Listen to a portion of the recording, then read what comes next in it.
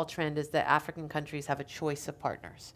And then when it comes down to this question of China investment, I break down the word investment because are they investing? That's the other question.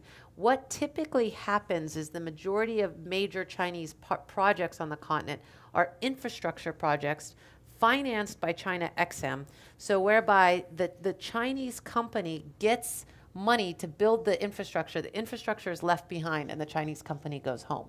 They don't manage it, they don't run it later on. It's a build and transfer model that is basically a way to keep the Chinese construction boom going outside of China but in Africa. And is it a good thing? In my view, in general, it is, because those roads that are built, first of all, it's not a lot of people are like sitting in a room being like, me, I'm going to build those roads. No, it's not like a lot of takers to do these particular rail and road projects in particular. So once the road is built or the rail is built, what does it mean? It means that companies getting products in, whether they be local entrepreneurs or Coca-Colas of the world, they can move their products cheaper because the transport is there. And that benefits the business environment as a whole. So those are the positives. The negatives maybe are the kind of governance. These are bilateral deals that are usually done on a government-to-government level, and they're not always the most transparent.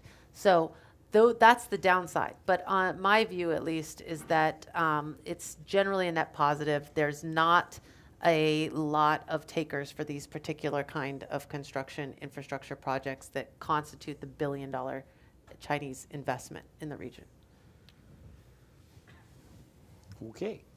I'm going to try and link three questions here because I have a number of cards, and this will generally go under the rubric of please get off your cyber bandwagon. Loosely, people are saying, well, mobile money is a myth. I'm not sure that's true. I've seen it.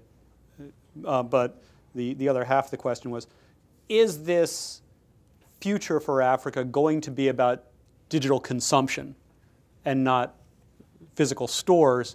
And also, what is this going to do to traditional capital structures, stores, vendors, if Africa is overrun by people like you? No, that would be nice if Well, that's a rather Chris-centric point of view, isn't it? Chris-centric.